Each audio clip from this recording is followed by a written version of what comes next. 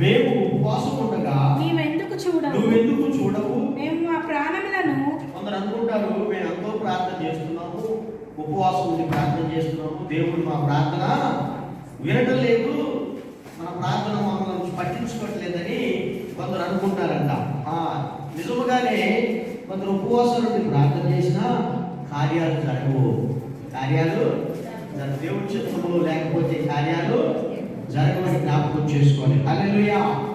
మాట్లాడొద్దు చిన్న పిల్లలు, మాట్లాడి చూస్తాం. నీకు చూడవు, మేము మా ప్రాణములను ఆయాసపరచుకునగా నువ్వెందుకు లక్ష్య పెట్టవు అని అందరూ. మీ ఉపవాస దినమున మీరు వ్యాపారము చేయొచ్చు. చూసారా, ఉపవాసం ఉండేది రెండో వ్యక్తికి తెలియకూడదు. ఆమేన్. రెండో మనిషికి తెలియకూడదు. నీకు నీవే వ్యక్తిగతంగా ఉపవాసం ఉండి ప్రార్థన చేసుకొని తలంచుకుంటే దేవుడు నీ ప్రార్థన ఆలకిస్తాడు. ఏం చేస్తారు? ఉపవాసం అని చెప్పి ఇంట్లో భర్త మీద కోపమే, భార్య మీద కోపమే, పిల్లల మీద చికాకులు, ఇట్లాంటివి ఉండకూడదు. ప్రశాంతంగా మనం ఉపవాసము చేసుకోవాలి. మరి అటువంటి అనుభవం ఉందా మీకు? గోనె పట్ట కట్టుకొని బూడిద పరుచుకొని కూర్చుండుట ఉపవాసమా? అనుకుంటారా దేవుడు ఇష్టపడతాడని? నో, అట్లాంటిది దేవుడు ఇష్టపడడు. గుర్తు పెట్టుకోండి. మీక్నెస్, సాత్వికము. మీక్నెస్ అంటే సాత్వికము అంటే చాలా మంచివాడు అని అంటే, చాలా మంచివాడు కానీ చాలా బలహీనుడు మాత్రము కాదు. Weakness is not weakness. హల్లెలూయా.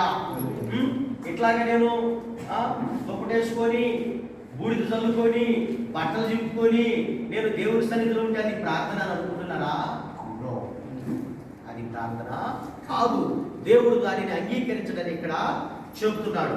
ఏమంటాడు ఇక్కడ? అదుగో దుర్మార్గులు కట్టిన కట్లను విప్పుటయు, అయ్యా బరువులు తీసివేయుటయు, ఎవరైతే బాధింపబడుతున్నారో వారిని విడిపించుటయు, ప్రతి బరువును విరగగొట్టుటయు, అది ఉపవాసం అండి. హల్లెలూయా. అక్కడ నువ్వు మాట్లాడాలి, మనం ఉంచుకుని వెళ్ళకూడదు. ఈనాడు దేశం చెడిపోవారేనంట. దేశం చెడిపోవడానికి కారణము మంచివాళ్ళు. మనకెందుకులే పదరా అనే వాడను బట్టి ఈ దేశము సగానికి సగము చెడిపోదు. మాట్లాడాల్సిన చోట మాట్లాడరు. ఏంటి మాట్లాడదు అన్న చోట మాట్లాడతారు. ఇప్పుడు అక్రమం జరుగుతుంది, అక్కడ ఏం చేయాలి? నిలబడి మాట్లాడాలి. అందుకనే చెడ్డవారు ప్రబలిపోతున్నారు. మనల్ని అనేవాడు ఎవడు లేడు.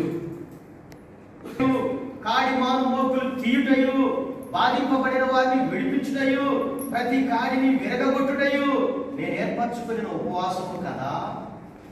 వారికి పెట్టుటయు, నీ రక్త సంబంధికి ముఖము తప్పింపకుండా ఉండటయు. నీ రక్త సంబంధి ఎవరు? నీ రక్త సంబంధి? ప్రభు నమ్మిన బిడ్డలే నీ రక్త సంబంధి. Hallelujah. Hallelujah. You are all my siblings in Christ. మీరందరూ నా తోబుట్టువులు. ఎవరిలో? క్రీస్తులో. మనందరం ఎవరము? క్రీస్తులో దేవుడు దయచేస్తాడు. ఆమేన్. ఆ తర్వాత వస్త్రహీనుడు నీకు కనబడినప్పుడు మనకి వస్త్రములు ఇచ్చుటయు ఇది ఉపవాసం. ఆమేన్. ఇది ముఖం మార్చుకొని పిల్లల మీద గొడవ, భర్తతో గొడవ, భార్యతో గొడవ, ఏంటంటే ఉపవాసం. నాకు పెట్టక ఈ గొడవలు పెట్టి ఆలోచించు, ప్రశాంతంగా చేసుకోవాలి. హల్లెలూయా. ఎట్లా చేసుకోవాలి? ప్రశాంతంగా చేసుకోవాలి. కూల్గా ఉండాలి, కూల్గా ప్రశాంతంగా. ఈరోజు మనం చేసుకునే ప్రార్థన ఎప్పుడు ఈ ద్వారా చేసే వస్త్రం లేని వారికి వస్త్రం ఇవ్వాలి, అన్నం లేని వారికి అన్నం పెట్టాలి, ఇంకా పేదలను మన ఇంట చేర్చుకోవాలి. ఇదే కదా దేవుడు కోరుకునేది. ఆమేన్. హల్లెలూయా. మళ్ళీ తర్వాత ఏమన్నాడు? అలాగున నువ్వు చేసిన ఎడల నీ వెలుగు వేకువ చుక్కవలె ఉదయించును. అది స్వస్థత నీకు శీఘ్రముగా లభించును. హల్లెలూయా. నీవు మాని ఏం చేయాలి? ఇవన్నీ మానేయాలి.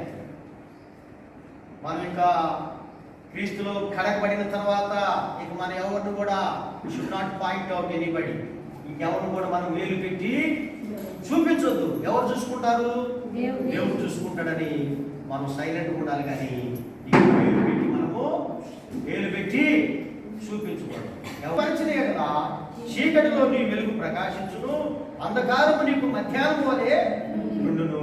యెహోవా నిన్ను నిత్యము నడిపించును. నీరు కట్టిన తోటలాగా ఉండాలి. హల్లెలూయా. నీరు కట్టిన తోట వలెను ఎప్పుడు ఉబుకు చుట్టూ నీటి ఊట వలె హల్లెలూయా. లక్ష్యం.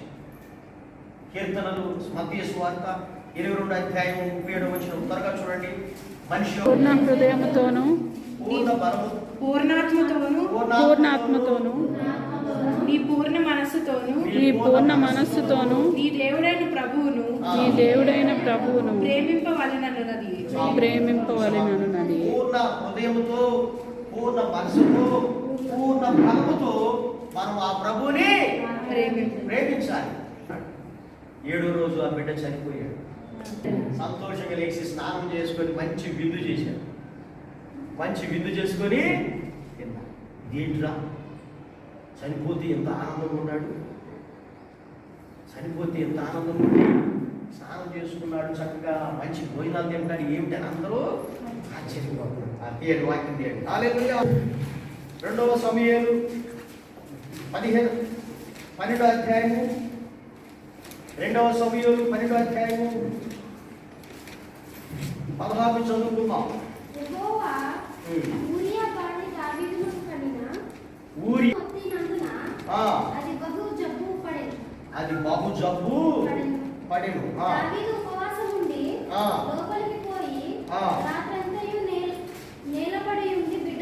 రాత్రంతయు నేలను పడి అది ఎవరి కోసం బతిలాడాడు? బిడ్డ కోసం దేవుణ్ణి బ్రతిమలాడగా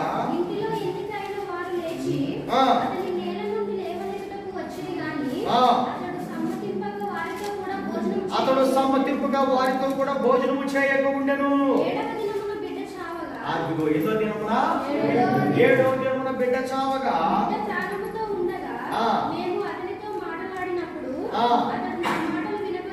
వినకై ఉండెను.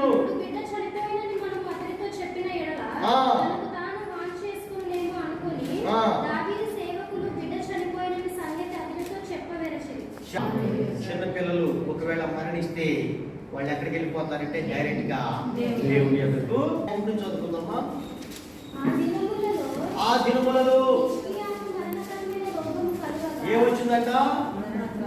మరణకరమైన రోగము కలుగగా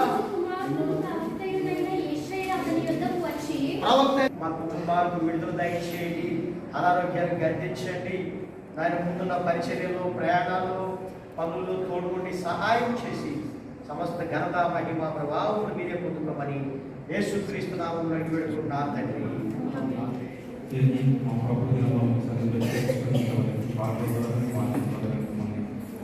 బలపరిచిన విధానం కొరకు ఇంతవరకు మీ దాసులు మీ సర్వసాత్మ మరుపరుచుకొని సకల వర్తమానం పండించే విధానం